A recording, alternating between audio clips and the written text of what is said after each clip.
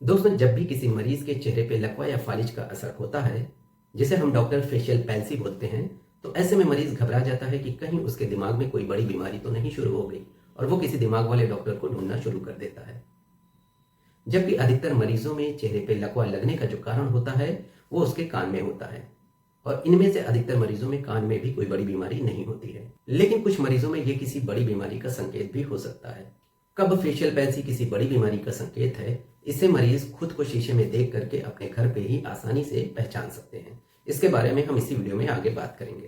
पहले हम समझते हैं कि हमारे चेहरे की मांसपेशियां काम कैसे करती हैं।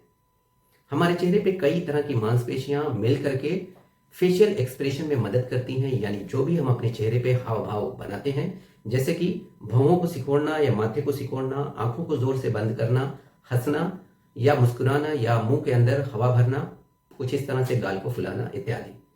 ये जो मांसपेशियां होती हैं फेशियल एक्सप्रेशन की, ये हमारे दिमाग से कंट्रोल होती हैं और इसके लिए इन मांसपेशियों से एक वायर या एक नस हमारे दिमाग तक फैला होता है, जिसे हम फेशियल नर्व या सेवेंथ नर्व बोलते हैं। क्योंकि हमारे हेड नेक में कुल 12 जोड़ी नसें हमारे दिमाग से निकल के फैली होती हैं, जिसमें फेशियल नर्व की जो नंबरिंग होती है वो सेवेंथ होती है, इसीलिए इसे सेवेंथ नर्व भी बोलते हैं। जब ये नस हमारे दिमाग से निकलती है तो निकलते ही ये एक जोड़ बना लेती है, यानी एक जॉइंट बन जाता है। ठीक उसी तरह से जब हम अपने घर में कोई वायरिंग करते हैं और कोई तार छोटा पड़ जाता है तो हम एक जोड़ बना करके या जोड़ लगा करके एक नया तार जोड़ देते हैं। उसी तरीके से ये नस निकलते ही एक जोड़ बना लेती है, उस जोड़ को हम न्यूक्लियस बोलते हैं। इस जोड़ के आगे फेशियल नर्व हमारे कान में घूमते घुमाते एक संकरे रास्ते से होते हुए कान के नीचे से निकलती है और चेहरे की मांसपेशियों को सप्लाई करती है। अगर इस न्यूक्लियस के ऊपर कहीं कोई परेशानी होती है तो वो दिमाग की परेशानी होती है, कोई दिमाग का ट्यूमर भी हो सकता है। तो न्यूक्लियस के ऊपर जब परेशानी होती है तो हम इसे सुप्रा न्यूक्लियर फेशियल पैल्सी बोलते हैं, और अगर इस जोड़ के नीचे के हिस्से में कहीं कोई परेशानी होती है तो हम उसे इंफ्रा न्यूक्लियर फेशियल पैल्सी बोलते हैं। अब ये जो न्यूक्लियस के बाद का फेशियल नर्व का हिस्सा होता है ये ज्यादातर कान के अंदर होता है, तो इसीलिए इंफ्रा न्यूक्लियर फेशियल पैल्सी जब होती है तो बीमारी मरीज के कान में होती है। अब मरीज के कान में हो सकता है कोई इन्फेक्शन हो या कोई सूजन हो या कोई चोट के कारण हो या फिर मरीज के कान में किसी तरह का कोई ट्यूमर भी हो सकता है। लेकिन ज्यादातर मरीजों में इंफ्रान्यूक्लियर पैल्सी जब होती है तो उसमें कोई वजह नहीं पाई जाती है फेशियल पैल्सी की। जब कोई वजह नहीं मिलती है तब हम इसे इडियोपैथिक फेशियल पैल्सी बोलते हैं, तब हम इसे बेल्स पैल्सी बोलते हैं। और अधिकतर मरीजों में फेशियल पैल्सी का कारण बेल्स पैल्सी होता है। लेकिन किसी मरीज में बेल्स पैल्सी कहने से पहले यह जरूरी होता है कि जो फेशियल पैल्सी के दूसरे कारण है कान में उसे रूल आउट कर लिया जाए। अब बेल्स पैल्सी का कोई एग्जैक्ट कॉज नहीं पता होता है, लेकिन माना यह जाता है कि ये जो फेशियल नर्व कान के सकरे रास्ते से गुजरती है, अगर किसी वजह से उस सकरे रास्ते में कहीं कोई सूजन आ जाए तो उस सूजन की वजह से ये फेशियल नर्व दब जाती है, जिसकी वजह से ये काम करना बंद कर देती है। और इसी के बिना पे इसका इलाज किया जाता है, जिसमें हाई डोज स्टेरॉयड थेरेपी दी जाती है, जिससे ये सूजन आसानी से या तेजी से कम हो जाती है और अधिकतर मरीजों में इससे आराम हो जाता है। अब बात करते हैं इसके लक्षण क्या होते हैं।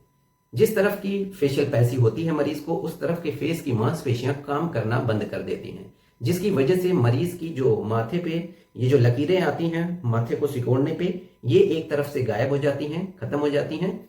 और अगर मरीज से हम कहते हैं कि आंख को बंद करे तो मरीज की एक आंख बंद होती है जबकि एक आंख थोड़ी खुली रह जाती है।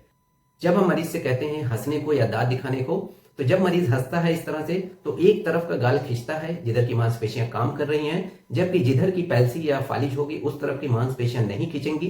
तो जिधर की फालिज होगी उसके अपोजिट मरीज का जो मुंह होगा वो टेढ़ा हो जाएगा। जब हम इन मरीजों से कहते हैं कि मुंह में हवा भरें, तो जब वो मुंह में हवा भरते हैं तो जिस तरफ की फेशियल पैल्सी होगी उस तरफ से मुंह से हवा निकल जाएगी, कुछ इस तरह से। तो ये जो लक्षण है ये इंफ्रान्यूक्लियर फेशियल पैल्सी के हैं, जिसमें आधा फेस एक तरफ का ऊपर से नीचे तक पैरालाइज हो जाता है। लेकिन अगर किसी मरीज में सुप्रान्यूक्लियर फेशियल पैल्सी है तो ऐसे में जो पैल्सी होगी वो आंख और उसके नीचे होगी, माथे पे फेशियल पैल्सी का असर नहीं होगा। यानी इन मरीजों से जब हम ऊपर देखने को कहते हैं तो माथे पे ये धारियां बनी रहती हैं उनमें, तो ऐसे में सुप्रान्यूक्लियर फेशियल पैल्सी होती है। और जब सुप्रान्यूक्लियर पैल्सी होती है तो ऐसे में कोई बड़ी बीमारी होने का संकेत हो सकता है। तो इन मरीजों को अपने दिमाग वाले डॉक्टर को यानी न्यूरोलॉजिस्ट को या न्यूरोसर्जन को मिलना चाहिए।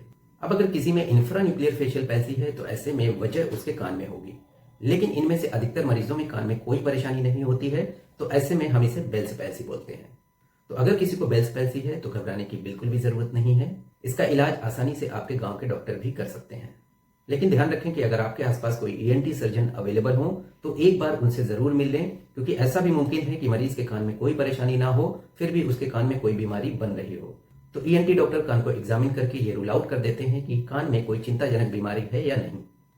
बेल्स पैल्सी के इलाज में हाई डोज स्टेरॉइड चलाई जाती हैं। अब बहुत सारे पेशेंट उसका डोज या उसकी दवाई का नाम पूछना चाहेंगे। तो चूंकि स्टेरॉइड के कुछ साइड इफेक्ट सीवियर होते हैं, कुछ कॉन्ट्रा इंडिकेशंस होते हैं, उसकी डोज को मॉनिटर करना होता है। तो ऐसे में आप अपने नजदीकी डॉक्टर को मिल करके इलाज चलाइए, खुद से मेडिकेशन ना करिए। अगर मैं उसका कंप्लीट इलाज बताने जाऊं तो ये वीडियो बहुत लंबी हो जाएगी और हो सकता है कि सेल्फ मेडिकेशन से किसी मरीज को भारी नुकसान भी हो जाए। दवाओं के साथ साथ मरीज को कुछ सपोर्टिव केयर की भी जरूरत होती है। जो आंख मरीज की हर वक्त खुली रहती है या पूरी तरह से बंद नहीं होती है, उसमें ड्राइनेस होने लगती है, जिसके लिए मरीज को आर्टिफिशियल टीयर्स यानी बने बनाए आंसू दिए जाते हैं ताकि वो आंख में डालता रहे और ड्राइनेस ना हो, क्योंकि ड्राइनेस होने से आंखों की भी बीमारी होने लग सकती है। आंखों को ड्राइनेस और डस्ट से बचाने के लिए मरीज गॉगल्स या चश्मे लगा सकता है और रात को सोते समय वो आंखों को कवर कर सकता है। अधिकतर मरीजों में दवाओं से हफ्ते 2 हफ्ते में पूरी तरह से आराम हो जाता है। यहाँ तक कि कुछ मरीजों में बिना किसी दवा के भी आराम हो जाता है। लेकिन कुछ मरीजों में पूरी तरह से आराम नहीं होता है, तो इन मरीजों में फेशियल मसल्स एक्सरसाइज की जरूरत पड़ती है। फेशियल मसल्स एक्सरसाइज कैसे की जाती हैं ये आप यूट्यूब पर सर्च कर सकते हैं, फिजियोथेरेपी फॉर फेशियल पैल्सी के नाम से। तो अब जब भी चेहरे पे लकवा या फालिज का असर हो तो ऐसे में सबसे पहले देखना है कि सुप्रान्यूक्लियर फेशियल पैल्सी है या इंफ्रान्यूक्लियर फेशियल पैल्सी है। अगर माथे पे ये टेंशन वाली लकीरें बनी हुई हैं तो ऐसे में टेंशन की बात है और आपको अपने नजदीकी दिमाग वाले डॉक्टर को मिलना है। और अगर माथे से ये टेंशन वाली लकीरें गायब हैं तो ऐसे में टेंशन नहीं लेना है, आपको अपने नजदीकी ईएनटी सर्जन को मिलना है या अपने नजदीकी किसी जनरल फिजिशियन को भी आप मिल सकते हैं और ये आसानी से ठीक हो जाता है। तो आज के लिए इतना ही, मिलते हैं नेक्स्ट वीडियो में एक और टॉपिक के साथ। Thank you.